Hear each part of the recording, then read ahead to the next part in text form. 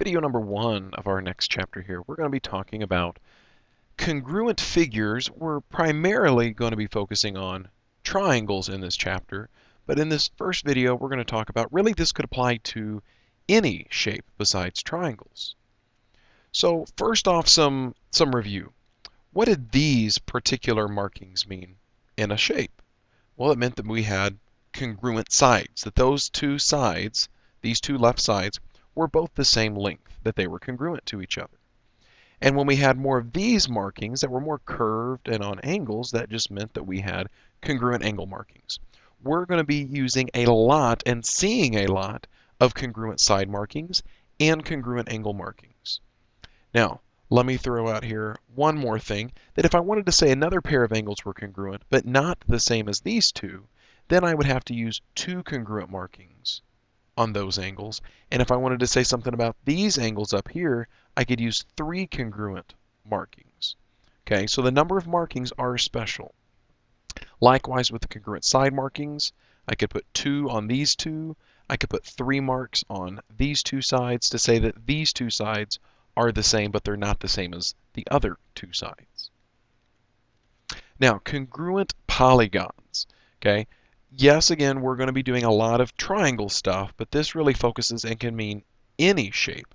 So the definition of a congruent polygon of any shape, triangle or larger, means that we have corresponding congruent side lengths.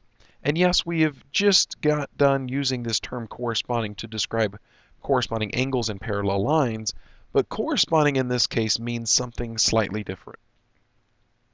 And besides corresponding congruent side lengths, we're going to have corresponding congruent angle measures. And by corresponding, we just mean that they match up.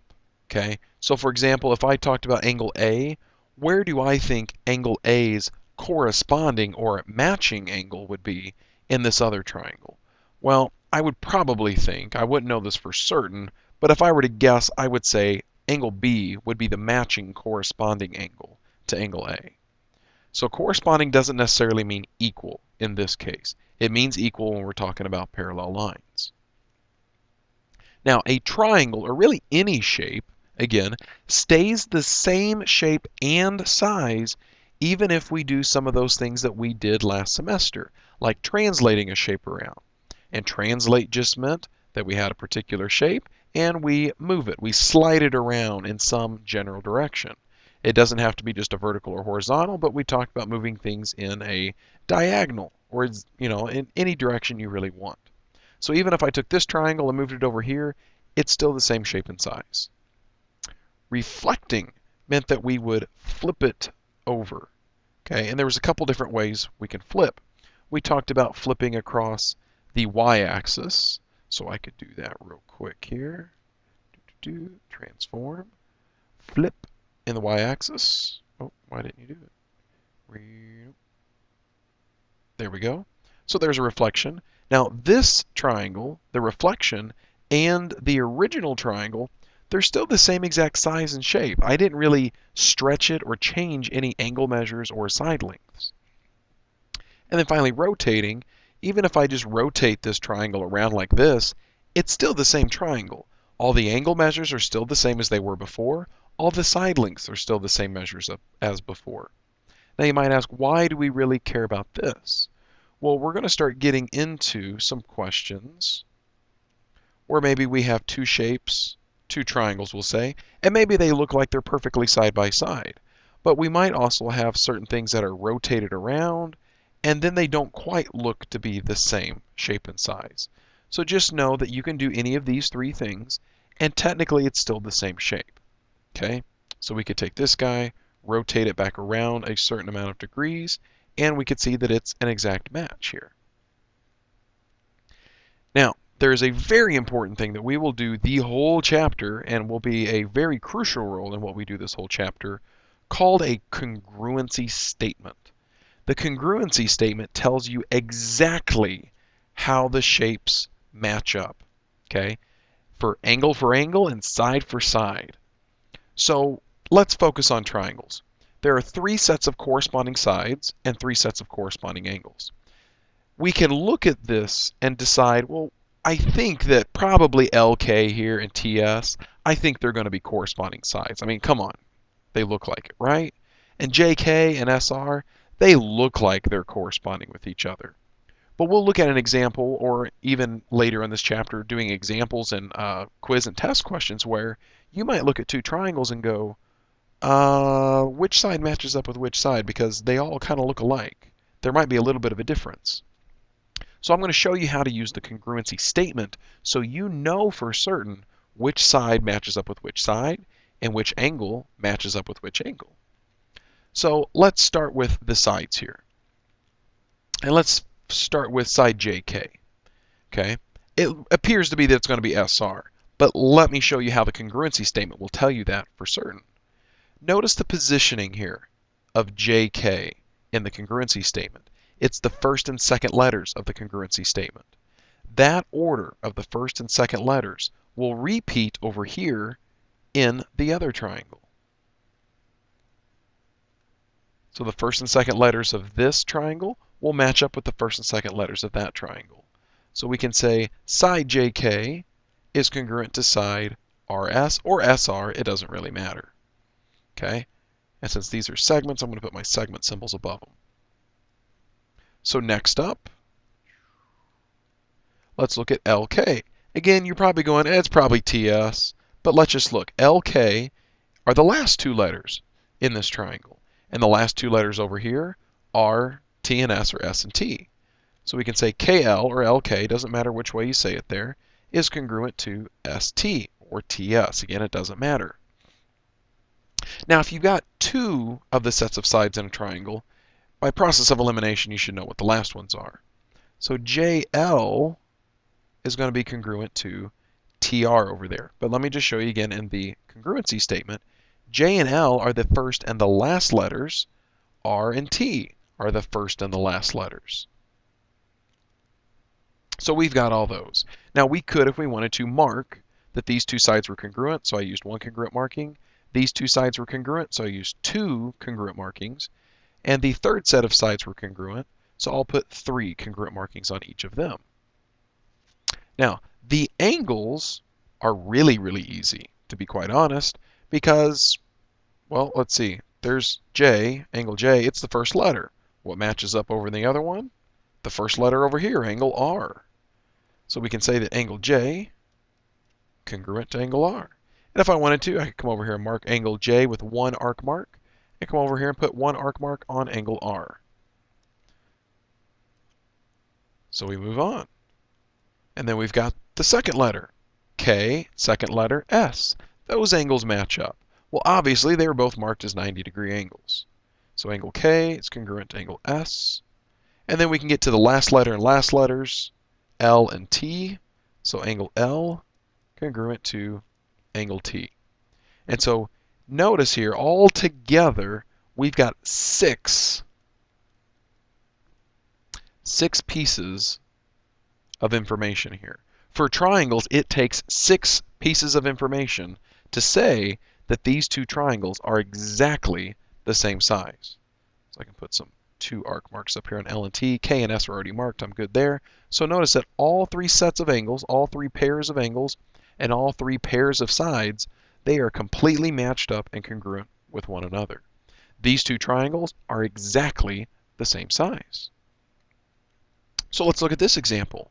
Oh, now here we got 2 triangles that look like they're the same exact size, but they're not quite. So instead of focusing on the pictures, you should focus on the congruency statement. Okay? So if we were to do, let's say, the first 2 letters, BY. Well, there's side BY. I'm going to go ahead and put 1 congruent marking on it. So side BY is going to be congruent to first 2 letters over here, TP. Oh, it's not the bottom, just like that was the bottom. This guy looks like it's being rotated. So there's my first set of corresponding congruent sides. And then from there, I can just move on and say I do this last 2 letters, Y and K. So there's YK. It's congruent to the last 2 letters over here, PJ. So I can put 2 markings and 2 markings. So does it look like it's really been just rotated? Not quite, no, because if we rotated this around this way, we would have expected that the two markings would have been over here, just like it is over here. So these aren't necessarily being rotated, they're being reflected and rotated. And then last but not least, with our last two sides, we've got first and last letter, BK, matches up first and last letter, TJ. All right, then the angles, I'm going to show you a little shortcut for what I do with the angles a lot of the times, is I'll set myself up, angle something is congruent to, angle, angle, angle, something, something, something. The fast and easy way is just to write the order of the letters here. Like BYK, I'm just going to come down here and pop in BYK. And then I do that same order over here for these, TPJ. And so I'll go back here and I'll mark. Let me put my third side congruent marking there. And now let's do all the angle markings. Angle B is congruent to angle T up here. Angle Y, I'm going to put 2 arc marks on, with P, 2 arc marks.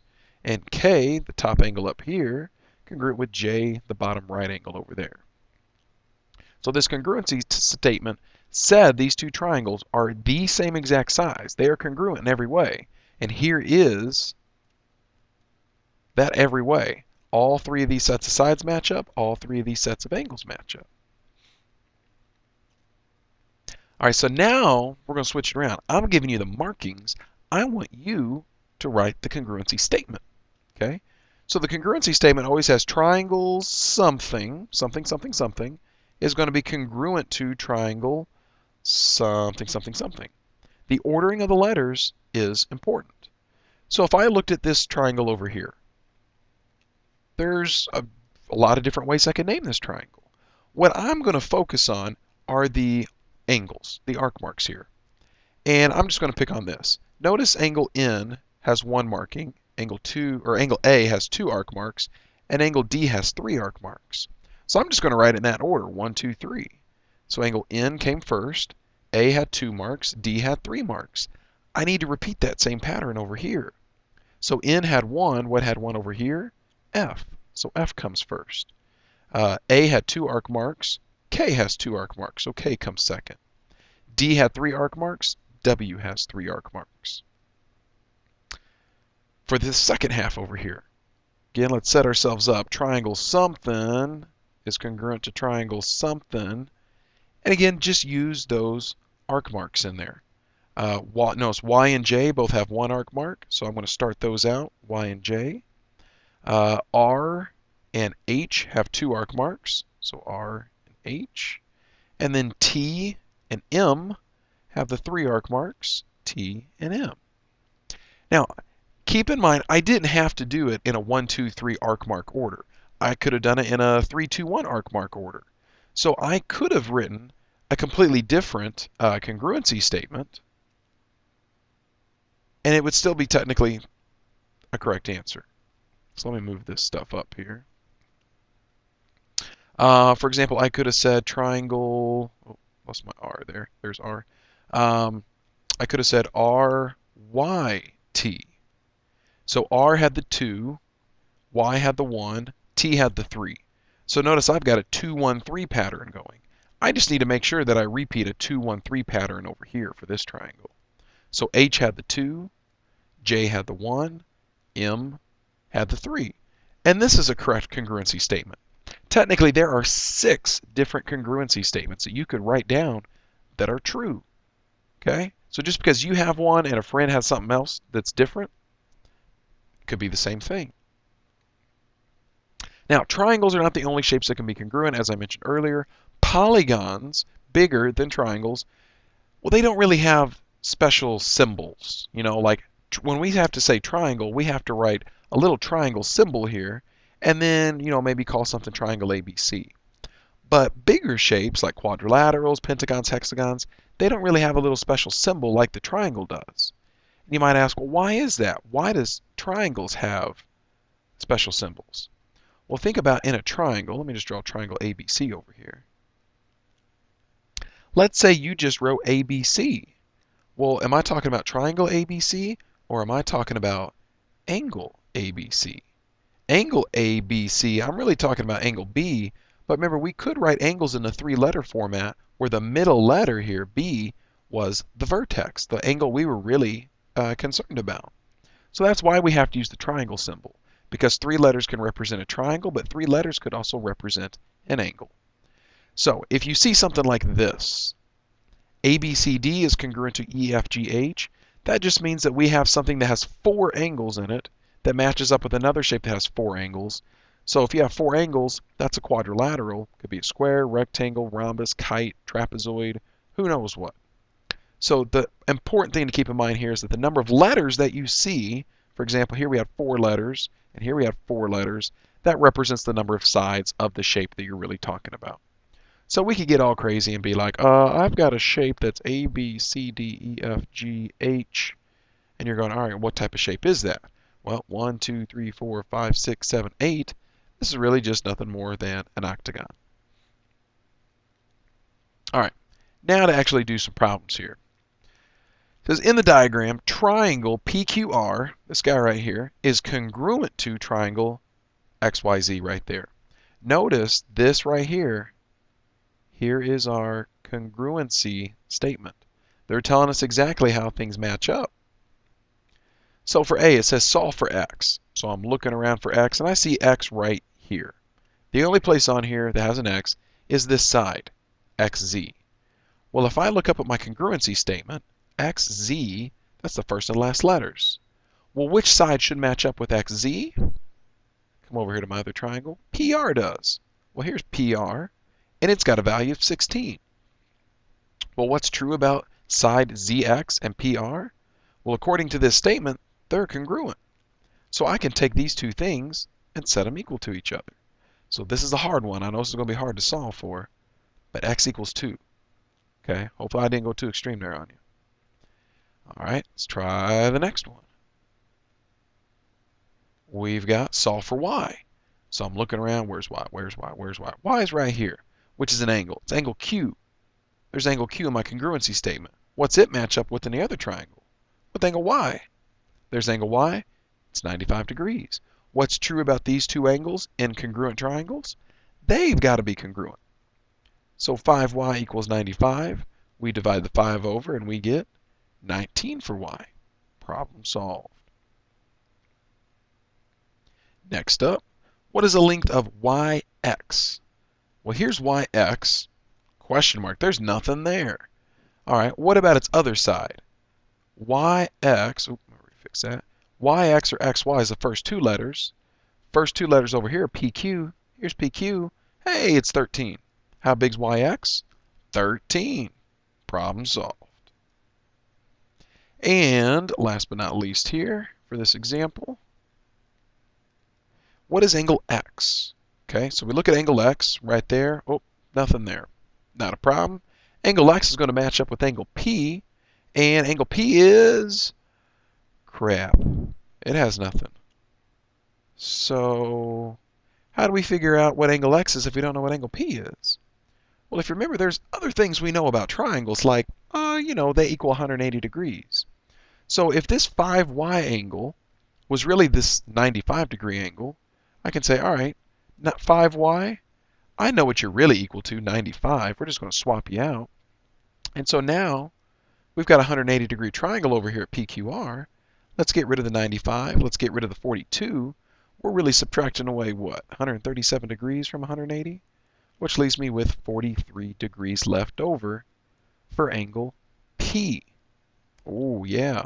Angle P is 43 degrees, which means angle X is 43 degrees as well. Or we could have said, hey, since angle R was 42, angle Z is 42, and then we could directly get to X that way. All right? The last thing we're going to do is a proof. Yay! Yay! I know you guys are like, yay, we get to end God's chalk with the proof? Really? Come on. Now, this is one of the main theorems we will use this chapter.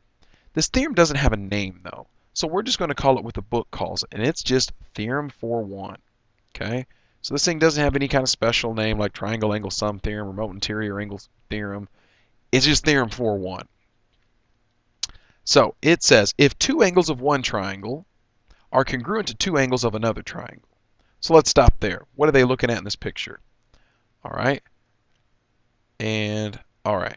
So two angles of one triangle, A and B, if they're congruent to two angles of another triangle, hey, they are, looky here, D and E, then what we may conclude is that the third angles, the ones we didn't talk about, must also be congruent. So what we're going to prove here is that the two angles that weren't marked, C and F, they really have to be the same. Okay? So here's what this proof's going to look like. We're going to start with, what do we know about this triangle? Okay? Well, we know that angle A plus angle B plus angle C equals 180 degrees. Why do we know that? Triangle angle sum theorem. Now you might have asked, do we have any given information? Because you just didn't write anything down for the given. We kind of have some given information. It's what they told us and gave us in our picture up here. So we could go back, squeeze this in if you got some room. Angle A is really equal to angle D, and angle B is really equal to angle E. That's technically our given information. Okay, so now, what do we got here? We took care of that triangle. Let's talk about this other triangle, DEF. Well, we know that D plus E plus F, it equals 180. Why? Same reason as A, B, and C equal 180. Triangle angle sum theorem. All right. Hey, looky here. We got two pieces of information. Let's try to bring them together. All right. Well, I notice that they both equal the same thing. They both equal 180. So if they both equal 180, I can set them equal to each other. So I know that A, B, and C all added up would give me the same number as D, E, and F, right? They both equal 180. So we just use some transitive property there, or substitution, you pick. And keep in mind, this is what we want to prove, that C is equal to F. Well, there's C, there's F, but I got a lot of stuff in the way. But I can't just say, oh, subtract angle A on both sides, gone, angle A's not over here. But we can make it over there. We're just going to have to do some little steps first, okay? So let's just start rewriting this. And now, instead of writing angle D, what else is angle D equal to? Oh, angle D is equal to angle A. So let's make the substitution. And while we're at it, we'll do a double substitution step here. Instead of writing angle E, what else is angle E equal to? Angle E is equal to angle B. So we substitute it. So this is true substitution here. No transitive property involved. And so now we can look at this and go, hey, there's C, there's F. That's what we want. Now if we subtract angle A from both sides and angle B from both sides, we'll do kind of a double subtraction PE step here. We can conclude that angle C must be equal to angle F. So if two angles of one triangle are the same as two angles of another, or if two angles of one triangle are congruent to two angles of a second triangle, then the third angles must be congruent. And this is the proof for how it's done. You won't have to do this proof, don't worry about it, but hopefully that makes sense, that we can take two triangles, use some transitive property, make some substitutions, and then knock out what they have in common, and what's left over is what we wanted to prove. So that is all for video 1. We'll see you guys tomorrow.